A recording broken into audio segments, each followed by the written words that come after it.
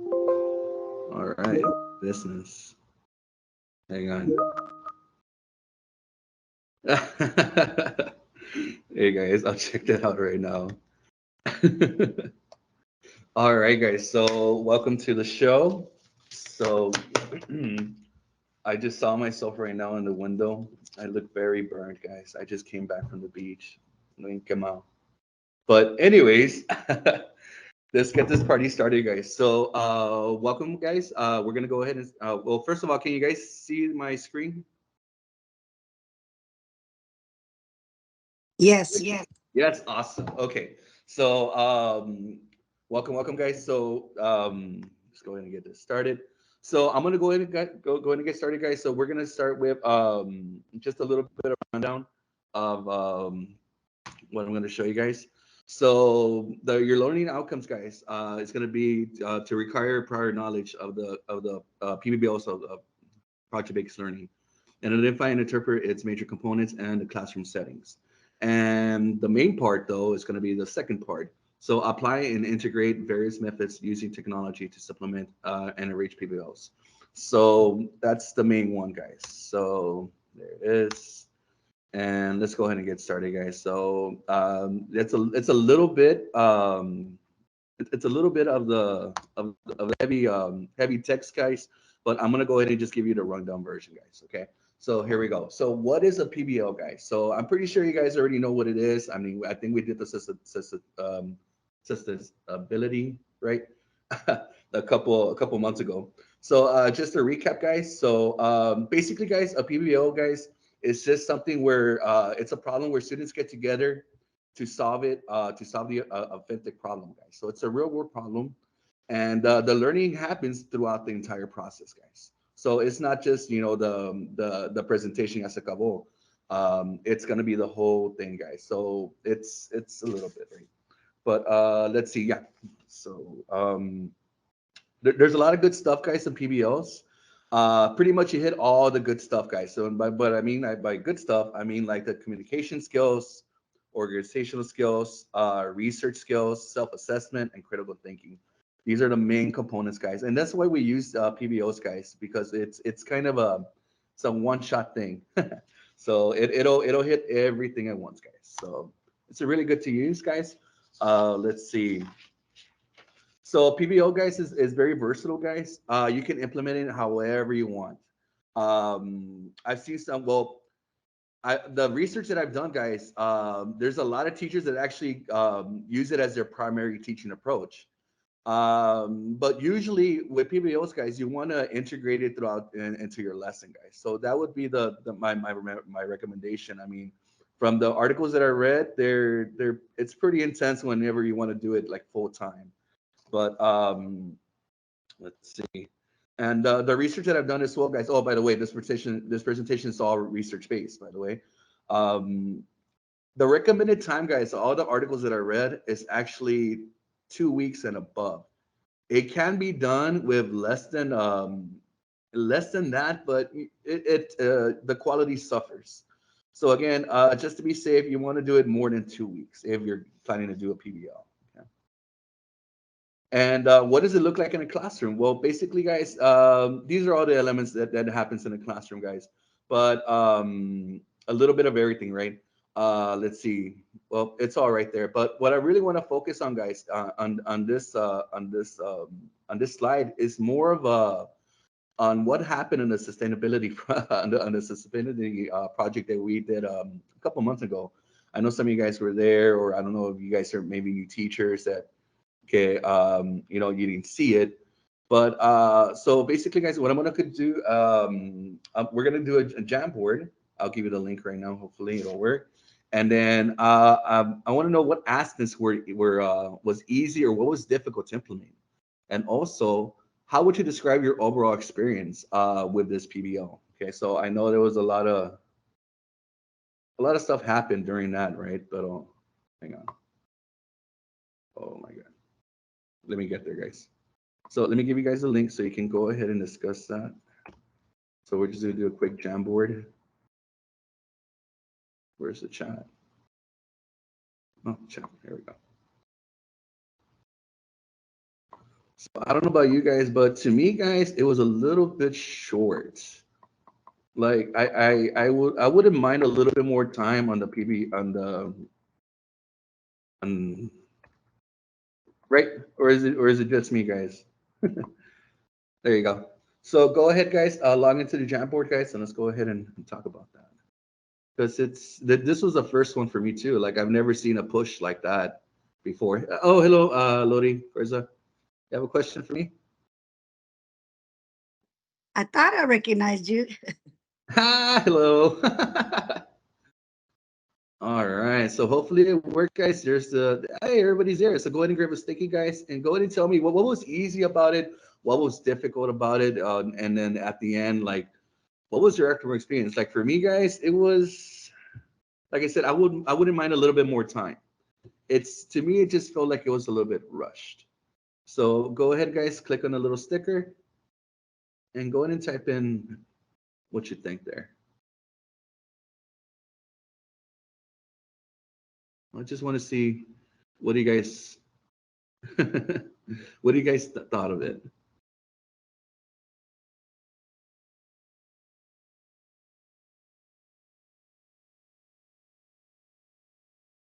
I don't know if you guys can see my Jamboard.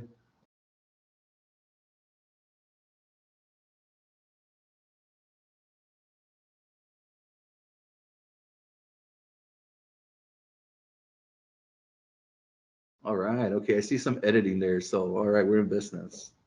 So what you do, guys, you just click on the sticky note, type in your response, right? I thought it was I needed more time. And again, guys, the articles that I all read, it says it should be more than 2 weeks, right? But and then there you go. And then again, just your overall response, just put them right there so we can read them as we go. Exactly. Time constraints were rushed, and yes, I needed more time. Well, that one's mine. Let's see. I can't see this.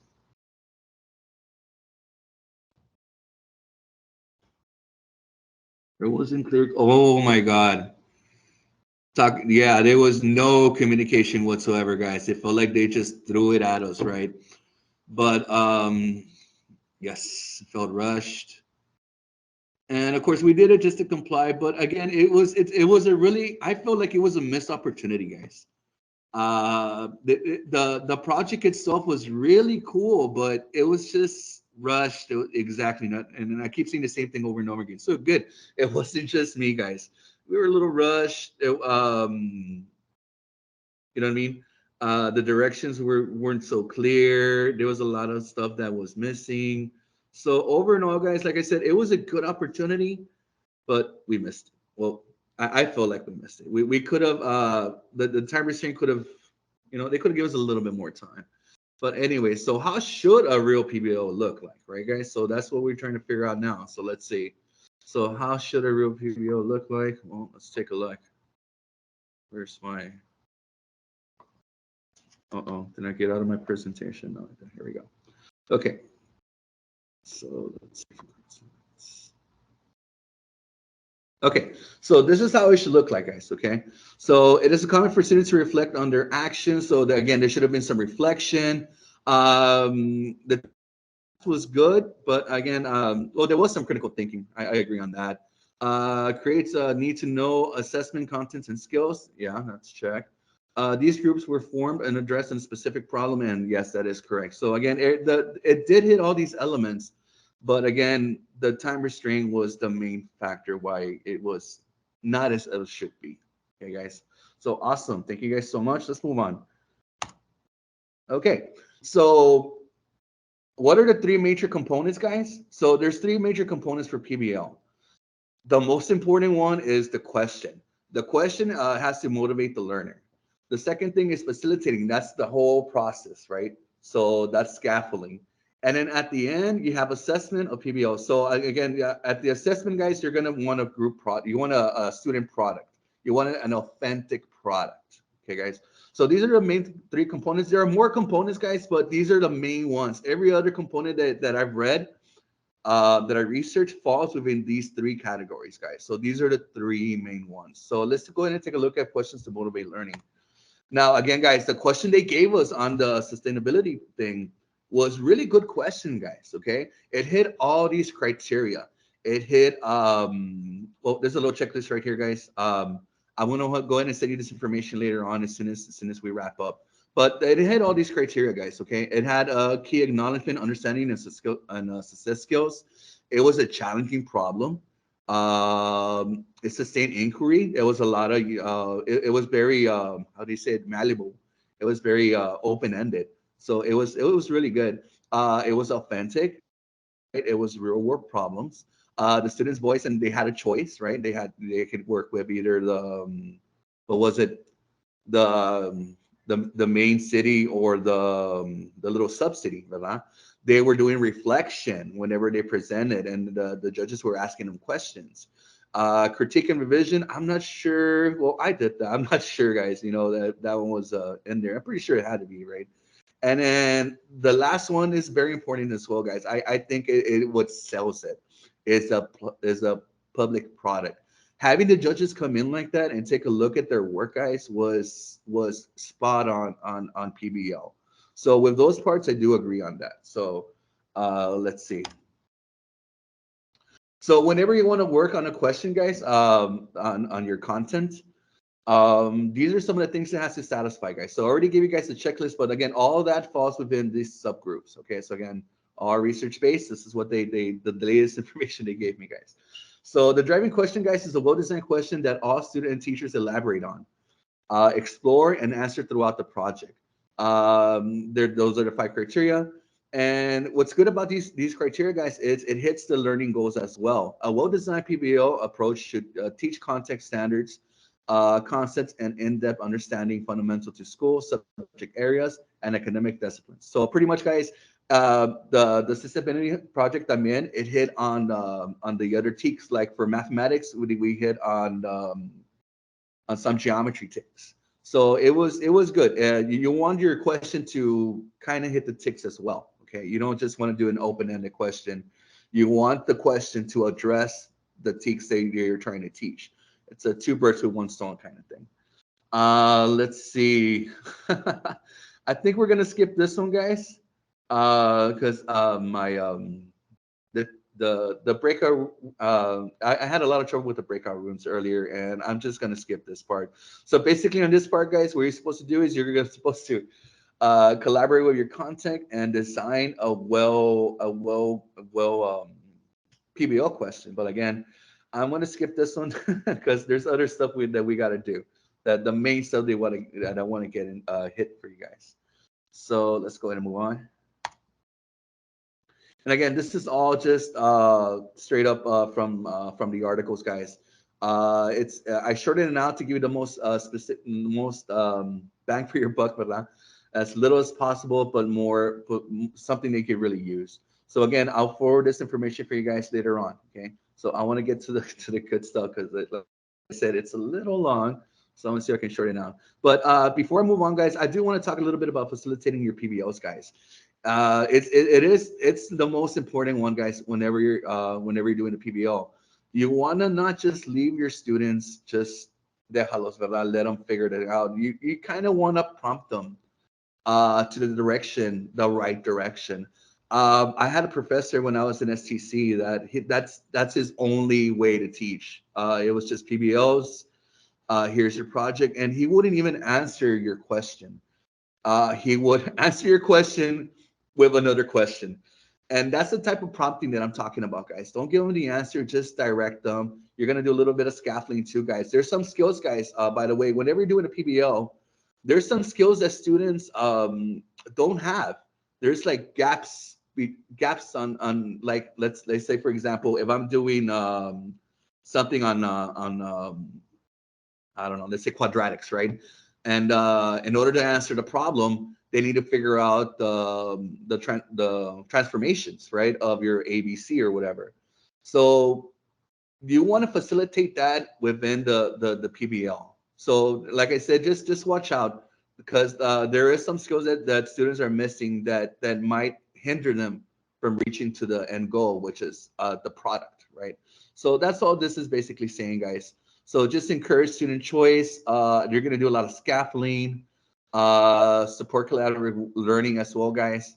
So that's all what facilitating is, guys. So you're going to do a lot of scaffolding and try not to answer questions, guys. That's the best way I can describe with my professor. Answer questions with other questions. So it's kind of there's an art to it too, guys. I try it. It takes practice. I can't. It's there's an art to questioning, guys, and I it just takes practice, but we'll get there. We'll get there. Let's move on. And again, a little bit more facilitating. Oh yeah, whenever you guys are facilitating PBLs, guys, just really quick. You want to give them time, guys. Like I said, it goes back to time on what happened to the sustainability project that we did. It's just you want to make it not too long, right? But give them sufficient time to answer questions, to do their research, to to compose a product that shows their learning. So just be careful with that. Facilitating is super important when it comes to PBLs. And lastly, but not least, guys, before we wrap up the recap on PBL, is assessments, guys. So I thought the assessments was okay. Whenever we did the sustainability project, our judges came in super late, but our kids did present, and from what I hear is they did pretty good. This is one of my these are my kids from a geometry PBL that I did. They went all out, and again, I try to sell it to them as much as possible. I had my I told them at the beginning of the year, hey, you're gonna get some judges. They're gonna rate you. So they worked on this project throughout the whole year. That's my PBL. I instead of giving them a comprehensive exam, I chose to give them a PBL because it shows them as long as I guide them and scaffold them, blah, blah. And I think the product is a lot more. It's better than a comprehensive exam, but that's just my opinion, blah, blah. But yeah, I had my judges, which are my administrative. I had to find them, track them down, but I finally was able to sit them down and there we go. I was finally able to sit them down and for them to my students would present to them, and we did it all legitimately. I mean, I had a rubric. Each group had a time had a time gap, well, a time to present, right? So it's you want to sell it to whenever they do the presentation. You want to sell it like that, guys. You want to make it big. You want to make it. You want to get other teachers' involvement. Oh, I got my Raul, our architecture teacher, involved in it because I couldn't find one of the admin. So he went in there. Hey guys, we got a special guest. Here it is. And it doesn't have to be admin, guys. You can just pick other teachers, or or like how we did the sustainability project. We actually we got other what was it, the mayors or from cities to take a look at their project. So again, guys, whenever you do the assessment, guys, you want to make it big. Uh-oh. Hello, sir. You want to make it big. You want to have some kind of rubric as well, guys. And yeah, you want to make sure they present, guys, in a nice audience. So that's what makes it big, guys. And these kids, when they were presenting, they at the end they were getting the jitters, but as soon as they start presenting, yeah, they got out of it and they did really good. Like this guy right here, I don't know if you can see my little mouse right here. This guy, he shocked me. This guy is a really good presenter, and if you know him, he talks right, but very not that much. But he aced that presentation. But anyways, so you also see that on students. You'll see them flourish too, like this one, right? Like he's not much of a talker, but as soon as he started presenting, it was game time, and he presented, he delivered. But okay, let's move on to the good stuff, guys. I already already ran enough time. All right, so here's the good stuff, guys. Yeah. So part two, guys, of my presentation, guys, is the actual integrating of the technology in PBL, guys. Okay, so this is where so what you guys came in. So the research that I did, guys, again, everything is current. So this is the latest, guys. So I was able to find 7 ways to utilize technology to support and facilitate assessments aspects of PBOs. So these are the main ones, guys, that I was able to find. Again, that are research based. That from what I read in the articles will help out, guys. So let's take a look at the first one, guys. The first one there is learning management system. I'll explain that a little bit. Flipped classroom. I think you guys had a presenter talk about that one, and I'll just run by it. We have vertical quizzes, learner analytics, and data and visualization. That is a very important one. I'll discuss that right now. My favorite, of course, gamification. The next one, guys, I've never heard of it, but it's super cool. I really like it. It's called Whiteboard Animation videos, and I might, wow. Well, again, we'll get to it. And the last one is training teachers and students for use software. So let's get right to it, guys. Here's the good stuff. So the first one you want to use, guys, whenever you do a PBO, again, you want to do it all year or no mas, or implement it within the lessons. You want a site, guys. You want a management system like Google Classroom. You want something like that to contain all the information, guys, all the updates, all the handouts, all the grading. So you want to use one system, guys. Okay. So I did the mistake a couple years ago where I did 2, and oh my god. So yeah. So just do one, guys. Keep it simple. Keep it organized, and it should work fine. So I don't know if you guys. Well, of course, right. For you guys that they came from UT or whatever university, but they used Blackboard or STC. So again, you want something that's self-contained, so that way you can direct students, give them you can facilitate them, you can guide them where to go, the chat, everything, guys. You want it self-contained, and of course you can use other stuff, guys. I guess there was another the WhatsApp. You can. I think one of my college professors was pushing for WhatsApp. I used it, but I wasn't really a fan of it. But I prefer just something simple, self-explanatory. All right. So there's the first one, guys. So that one was not a shocker, right? We know Google Classroom, we know Blackboard. Okay. Let's move on. Here's the next one, guys. The next one, it's the flipped classroom. Now, again, guys, I'm not gonna show you the music video on this one, guys. Music video, sorry, the YouTube video, because I think you guys had enough of Flipboard. But just in case you guys didn't check out the presentation from the speaker, pretty much what Flipboard is, guys, is you're giving them the question first, or the reading materials. They're gonna take it home, they're gonna do the lesson, and then they're gonna come back to class and do the actual work. They're gonna right, do the actual questions. So the lesson is done at home. So and it's pretty cool. I tried it a couple of times, but you really need to get the parents to buy in. If you're gonna do the flipped classroom, the buy-in is super important, guys. If the parents are in, it's gonna be hard for them to, you know what I mean, do the actual work. They're gonna be lost. So from what I learned from my experience, guys, is if you're gonna do this one, it's cool, but again, you want to do it. You want to get the parents' involvement first. Okay. So that one's super simple, no big deal. All right. Any questions, guys? I feel like I'm going a little fast. Hang on, let me stop for a second. So I want to get to this other stuff. Hang on. I can't see you guys.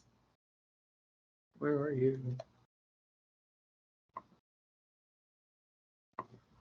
Any questions, guys? I'm sorry. Am I going too fast? No, sir, not at this time, but I don't see any questions on the chat either. Awesome. Okay, I'm sorry, guys. Again, I'm going too fast. I'm sorry, guys, because I want to get to this really good stuff right now. Okay, so here we go, guys. Oh, you saw that. Hang on. Okay, so again, the flip classroom is pretty cool. I mean, try it out. It's awesome. This is the one. Here's another one, guys. Now, this was pretty cool. Video quizzes, guys. So I don't know if you guys ever done what do you call it? The security cybersecurity they make us do every year for HR reasons. So you guys know what I'm talking about? Any chance? No? Okay. So basically, guys, what video quiz is, guys, is it's a quiz, but on video. And well, here's an example right here, guys. So you're gonna play the quiz. It's gonna give you the question, and then I guess you pick, whatever answer you have. Now, video quizzes, guys, there's a couple sites that actually do this. Like this one, I was shocked when I heard this one. There's actually a way to do Google to do video quiz on Google Form. Like this one, I couldn't figure it out, guys, for the time reasons, but I'm gonna do this one next time, where again you're doing a video quiz on Google Form, and I think that's cool. I mean, I love Google Forms, but I had no idea it had that capability. Here's some other ones, guys, that I was able to find for you guys. There's Competitia, ED Puzzle, guys. You guys know that one. Flexi Quiz, Play Posted, TED, and Screen Recorder. So again, guys, these are just some places where you can actually make your own video quiz, guys, to to do your PBL. Now you can do it in a couple ways, guys. If you're doing the flip, this would be a great way, guys, to implement to do the lesson before they come in and actually do the work. And again, if you're doing a PBL, well, this would be a great way, guys, to supplement those skills that the students are missing. Remember, guys, whenever you're doing scaffolding, there will be some skills that are que no lo van a tener, right? So this would be a great way, guys, to fill in those missing gaps. So that's that. Okay, the next one, guys. Any questions, guys, on video quiz?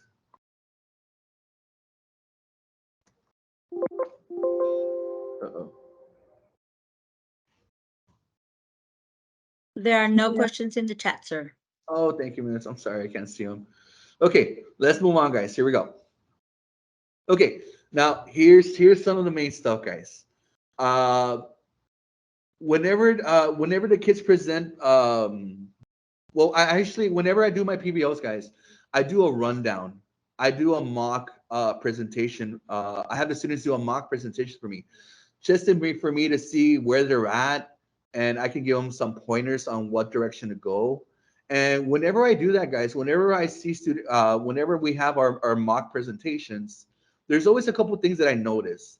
A lot of the students have a tendency to just bombard a board with information, like they'll show the same information in 3 different manners. And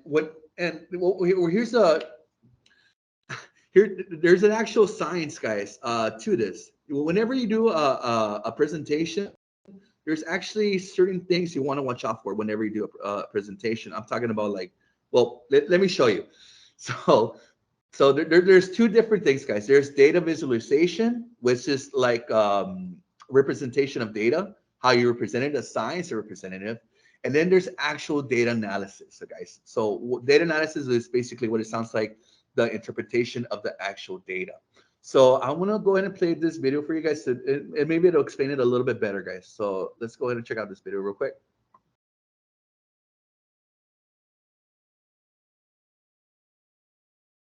Notion has been the centerpiece of Can you guys hear that by my workflow. Hang on. Can you guys hear that? Can you see that? We could see it, but we can't hear it. Oh, you can't hear it. Okay, let me see.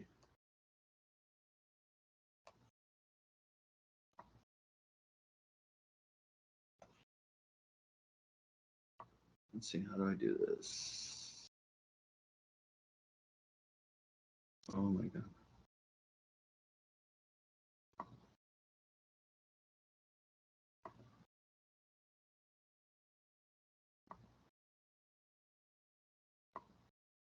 Okay, I think I got it. Here we go. Yay. All right, guys, here we go. It's quite literally an extension of my brain. I can take Okay, guys. So again, this is visual data visualization, guys. I didn't know this. There's a science to how you present data. And well, here it is, guys. It's easy to create a data visualization by just throwing data into a graph and publishing it. But how do we make professional looking visuals that are attention grabbing, easy to read, and clearly convey the data we want them to? There are several design concepts we can apply to our dashboards and reports to make them stand out from the average visual. Let's take a look at how we can make our data look great.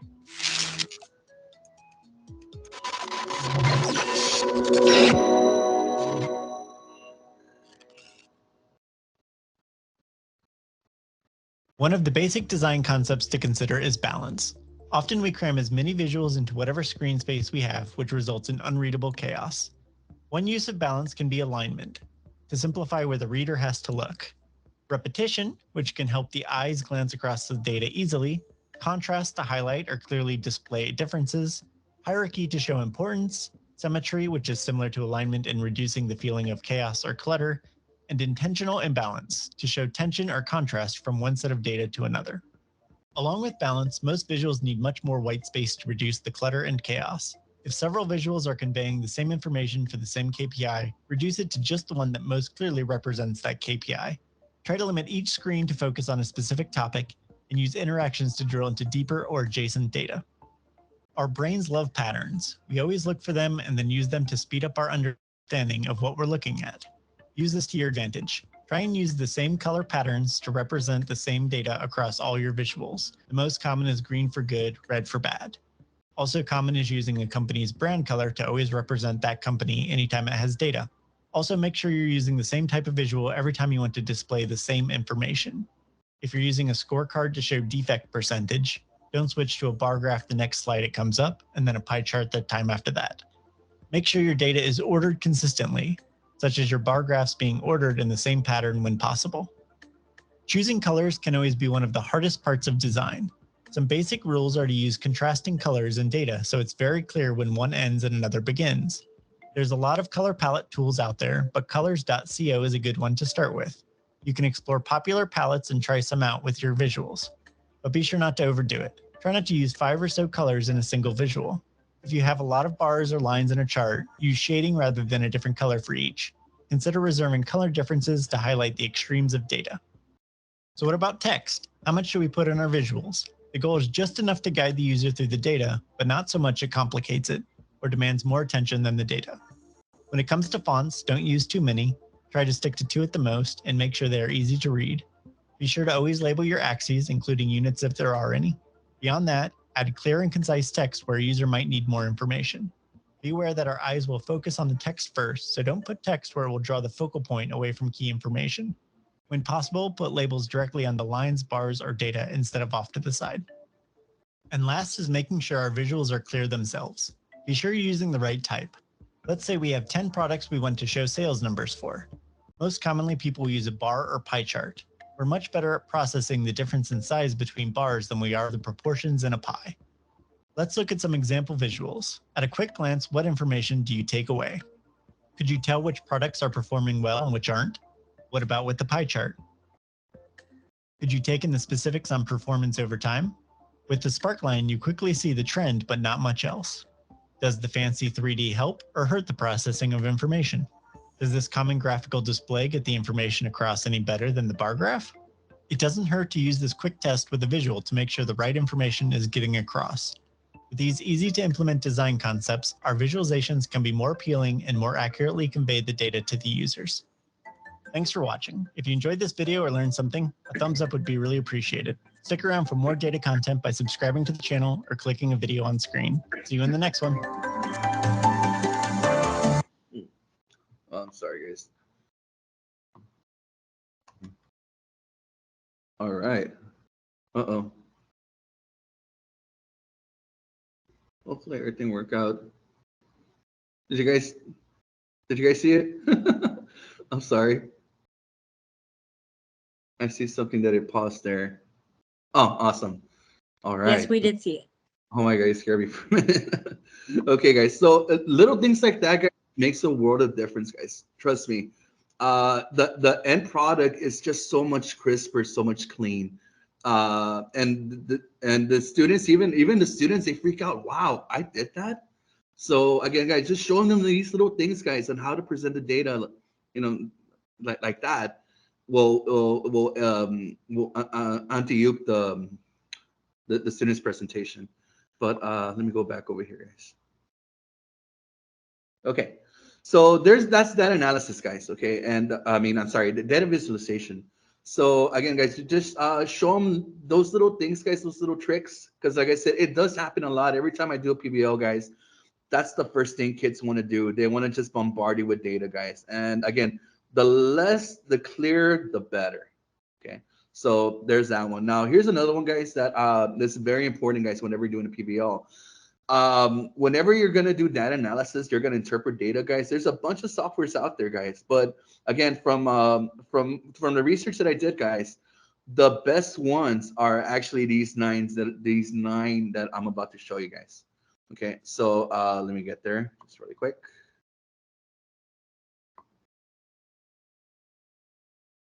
So whenever you're doing, all right. So now whenever you're doing data analysis, guys, here's some nine tools that you can use. Let me just get there really quick. All right, here we go. So these are 9 tools, guys. And again, guys, I'm gonna send you this this PowerPoint, so you don't need to write stuff down, and I'm gonna shoot it at you as soon as we're done.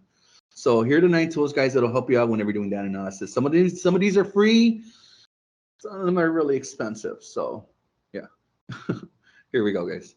Great. It's nice to be. Tool number 4, R. R, it's got me. Hey, in this video, we're going to give you a super fast breakdown of the 9 tools that you'll be using as a data analyst. Let's dive in. This is going to be a super fast video, so strap in, and all the tools are going to be listed in the description below. Tool number 1, Microsoft Excel. Microsoft Excel may be used by data analysts to run basic queries and to create pivot tables, graphs, and charts. Excel also features a macro programming language called Visual Basic for Applications, VBA. Tool number 2, Tableau. Tableau is a popular data analytics and business intelligence software, which is primarily used as a tool for data visualization. Data analysts use Tableau to simplify raw data into visual dashboards, worksheets, maps, and charts. This helps to make the data accessible and easy to access for everybody, allowing data analysts to effectively share their insights and recommendations. Tool number 3, Python. Python is an open source programming language which is used to organize and wrangle large sets of data. Data wrangling is a term used in the industry to describe the processing of data in various formats, merging and grouping data, for example, to get it ready for analysis. Python has many built-in features which help with data wrangling, making it a popular alternative to Microsoft Excel, especially when it comes to working with more complicated data sets. Tool number 4, R. R is another open source programming language used for statistical computing, often serving as a complementary tool to Python. R is particularly popular among data analysts because of its output. It offers a great variety of tools for presenting and communicating the results of data analysis. Tool number 5, SAS. SAS is a command-driven software package used for carrying out advanced statistical analysis and data visualization, offering a wide variety of statistical methods and algorithms, customizable options for analysis and output, and publication quality graphics. SAS is one of the most widely used software packages in the industry. Tool number 6, SQL. SQL stands for Structured Query Language and language used to access and manipulate databases. You can think of SQL as a tool that allows you to communicate and access data in a database, which is necessary if you want to retrieve particularly useful data for analysis. Most large businesses use some form of SQL to store their big data, so learning SQL is essential if you want to become a data analyst. I hope you're enjoying our rapid list so far, because I am. Let me know what you think about the tools we've shared so far in the comments below. Have we missed anything? Let us know. Tool number 7, Rapid Miner. Rapid Miner is a software package used for data mining or uncovering patterns in data, text mining, predictive analytics, and machine learning. Used by data analysts and data scientists alike, Rapid Miner comes with a wide range of features, including data modeling, validation, and automation. Now onto our penultimate tool, Tool number 8, Power BI. Power BI is a business analytics solution that lets you visualize your data and share your insights across your whole organization. Similar to Tableau, Power BI is primarily used for data visualization. While Tableau is built for data analysts, Power BI is a more general business intelligence tool. And last but not least, tool number 9, Find Report. Find Report is another business intelligence tool used to monitor performance, to identify trends in data and create reports and dashboards. This is an especially user-friendly tool, which is popular with both data analysts and non-data experts. And that wraps up our super fast list of the 9 essential data analytics tools. Again, this is just a super brief introduction to some of the tools and languages which are used in the field. You can get a good idea of what tools are most popular within the industry by browsing through Data Analyst job. So hang on, guys. So there you go, guys. It doesn't matter if you're teaching science, math, architecture, geometry. There's going to be an app tool that's going to help you guys out whenever you do the data analysis, guys. So let me go back over here. And again, depending on your content, guys, I would spend a little bit of time on which would be the best one for you. For me, guys, the one that I love using is called GeoGebra. I love that software. Well, for me, right, for mathematics, it uses it. It can represent a lot of stuff. It pretty much it does everything in a nutshell. Data visualization and data analysis. But again, guys, depending on your content, I would spend a little bit of time looking for the best software for you and your student, guys. Okay, so that's basically the main difference, guys, between data visualization and data analysis, guys, and just something to consider whenever you're doing your PBO, guys. Okay, let's go ahead and skadoodles on to the next one, guys. My favorite course gamification, guys. Now, again, I'm not gonna recommend this for to show. I'm not gonna recommend it, guys. Game gamification, guys. Course gamification to do your all of your of your project-based learning, guys. The whole point of this game course gamification, guys, is, like I said, is to filling the missing gaps, guys. The student skills that are not there, that's going to hinder them from achieving the end goal. So when this is a great way, guys, to have students overcome those missing gaps, guys. Okay, so let's just go straight to it, guys. So I'm gonna go ahead and put this on your on the chat, and you'll see what I mean, guys. Yeah. Where are you? Okay, here we go. So click on this, and you'll see what I mean, guys. This is a great way, guys, to engage your students and fill in the missing gaps. So try this out, but you'll see what I mean right now. Go ahead and click on the link, and it's hilarious when you guys see it. I mean, kids love it. I love it. It's very engaging, and you can even you can set it up to different questions as well. Well, you'll see once you log in, guys. So do me a huge favor, guys. Go ahead and log in to the game kit, and let me show you what that is. I love game kit, guys. I'm sorry. That is awesome. Oh, okay. Hang on, guys. Let me just fix that really quick. The link died because I had it there for a while, but let me put up another one really quick. I'm sorry, guys. That's what I get for getting stuff ready. Hang on. Let me just do this really quick. So game kit, guys, is free. Well, it has a limited stuff, right? It's kind of like Kahoot. It has limited things that you can do, but if you buy the subscription, it's actually not that bad. It's like what, $5, $10, and it's worth it, guys. I mean, they showed me this last year, and I cannot stop using it. It is so cool. But anyways, here you go. Okay, guys, sorry about the link that I gave you guys. Try this one out again. That one should work because it's a brand new one, guys. So go ahead and click on this link right here, guys, and you'll see what I'm talking about.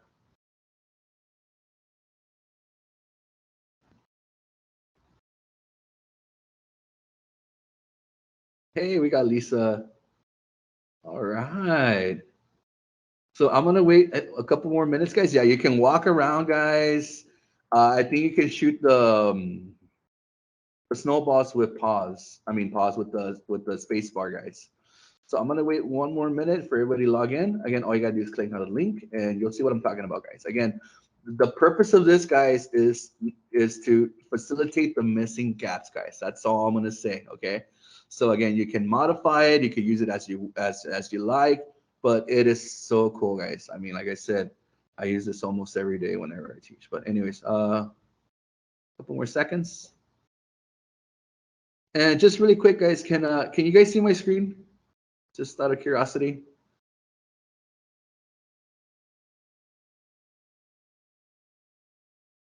You? Yes, with your background. Yeah. Oh Yeah. no. Oh, okay. I'm sorry. Wrong one. Of the actual gameplay. What code we put? You just click on the link and it will. I got it. Yeah. You just click on the link and it'll automatically send you there. You don't need the code. But let me get you there. Ghost host. Okay. Here we go. All right, guys. So whenever you play this with your students, guys, it allows you to set up the what do you call it? It allows you to set up how many snowballs you get, how much time, how many questions you can ask, and all that good fun stuff, guys. So if nobody else wants to join, guys, go ahead and check this out, guys. Look how it works out. So pretty much, guys, you shoot snowballs at each other. I think you guys. Oh, Christmas music. You just. There you go. You try to kill each other, guys. With snowballs. And as soon as you run out of snowballs, right? Shoot it at random people. As soon as you run out of snowballs, you have to answer questions. Like, okay, I ran out of snowballs, I gotta refill. So I go here, and you gotta answer questions. There we go. Oh, they killed me. But yeah, guys, so you can only get snowballs by answering questions, guys. So you just walk around, shoot people. So try this out for a couple of seconds, guys. So, ask the question right here. So as soon as you run out, let's see. And again, guys, I just made it super simple, guys. I didn't want to throw math questions in there, right? But again, you can mod this to whatever you want, guys. Your science, math, right? Reading, whatever, guys. It's very versatile. So what restaurant? What's the name of this restaurant? I think it's Long John Silver's. You get 7 snowballs, and of course you can also edit how many snowballs they get, guys. So you can go from anywhere from 5 to whatever, right? I try to limit on the snowballs so they can ask me questions. But also, guys, if you want, you can actually collect more snowballs. Like you can actually say continue, and then you're going to be collecting snowballs as the more questions you answer, the more snowballs you get. So what is this? I don't know. This looks like White Castle, maybe. There you go. So I got enough snowballs to go find somebody and punish them. There you go. So this is pretty cool, guys. So yeah, guys. So one more time, guys. This is not for the main use for PBL. It's just to facilitate the missing skills, guys. There we go. So I'm going to stop it right now, guys. Again, you can play with it on your own, but kids love this game, guys. So and it's a free one too, guys. This is a free one. They have other. Hey, fine. Oh, I gotta ask. But anyway, there's other games out there también that it's like this, guys. But those are the ones where you gotta pay this. This one's free. You can edit it as much as you want. Like I said, it's like Kahoot. You guys ever mess with it? Okay? Yeah, guys, you can go ahead and stop it so we can go through the step.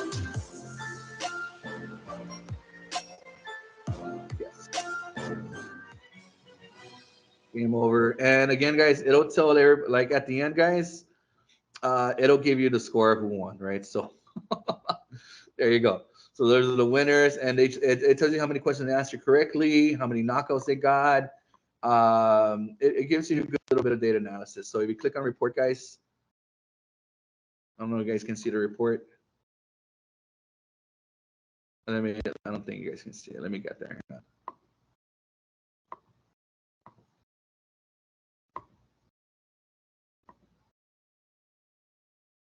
Here we go. So again, this is important, guys. There we go. So again, let's pretend I'm actually doing math problems, right? I can actually see what percentage students had the most problem answering, how many they got correct, how many got wrong, and then all that fun stuff, guys. So again, if you do the upgrade as well, guys, it gives you some nice graphs you can use or you can interpret, right? But yeah, so there you go, guys. This is one of my favorite stuff to use. Again, only use it whenever you're supplementing missing skills. All right, let's move on. All right, guys.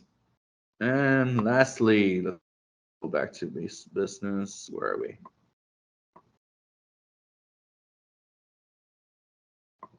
Okay, so that was my favorite one. And let's see. Okay, and here's a couple of the last ones, guys. So whiteboard animation, guys. I'm pretty sure you guys seen this before. I know you've seen it before, but I thought it was just animated, guys, like somebody drawing stuff out. It turns out this is actually like it's ¿cómo le digo? It's self it manufactures itself. Like all you gotta do is just put some information on it and it'll do it by itself. There's not much drawing that you have to do. So let me show you guys what I mean by that. So one more video. Just a second, let me get there real quick.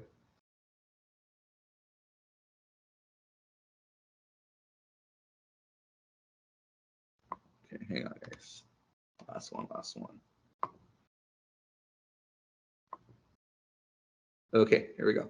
So this is a good one, guys, that I did some research on, and it for presentation, guys, for students presenting, this is something they would absolutely love, guys. Check this out.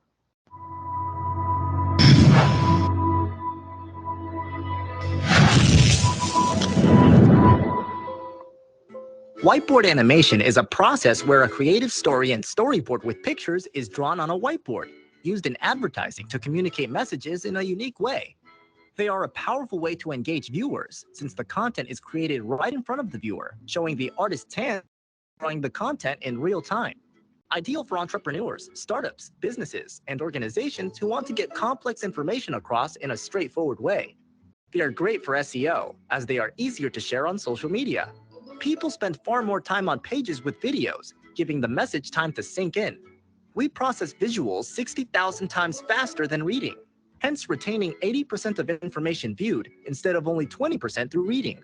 We help those who want to get their message across with our custom whiteboard animation, including the script, written by us or by you.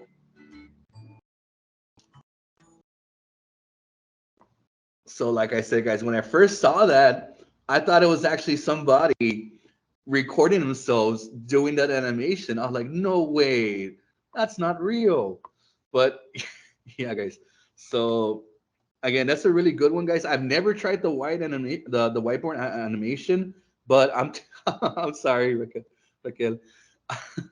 But I've never seen it before. I've never tried it, but from the articles that I read, guys, it works great whenever students are going to be presented are presenting. So again, something to consider, guys. Again, I've never used it. I'm actually planning to use it this semester, so I'll let you guys know next year, right? But try it out. Let's see how it works out, guys. I mean, yeah. So, okay, guys. Let's see. I think it's time to finish off, guys. So let me just go to finish up a couple slides, and we are good, guys. Here we go. Okay. So again, try it out. Fun stuff, guys. Okay. Okay. So really quick, guys. On this one, training teachers and students, guys, to use software, guys. Now this one, I think Microsoft has this, guys. Whenever you want to know like where to go, like to set up your background or something simple like that, and you have no idea how to do it. Training videos, guys, works great. Now this one, I do a lot of research on this one. Let me show you what I mean by that, guys. So, oh my God, there we go. So check this out, guys. So say you don't know how to do something, right? Like I don't know, draw like a little lines here or there, right? Something like that. So videos, guys, that shows you how to actually do stuff like that works great for students, guys. This was heavily research based, guys. Showing them the actual steps, guys, by actually moving the mouse, going step by step. And of course, there's no audio, right? But you can put audio in this as well. So if there's software, guys, that students want to learn, but they right, you don't think they can handle it, they can, guys. You just need to look up some software I'm sorry, look up something like this, guys, that shows them how to move the mouse, how to, where to go, little things like that, guys. Like for me, guys, this is very helpful, guys, because I'm I'm not that old, but still, I'm from the Nokia days, right? Nokia and Razor. But I didn't have this when I was a kid, guys. If I were to see this, I would, wow, yeah, I know where to go. It's right there, right? But anyways, guys, and the last one, guys, let's see. I think I'm out of time. I'm not too sure. Let me just wrap it up, guys.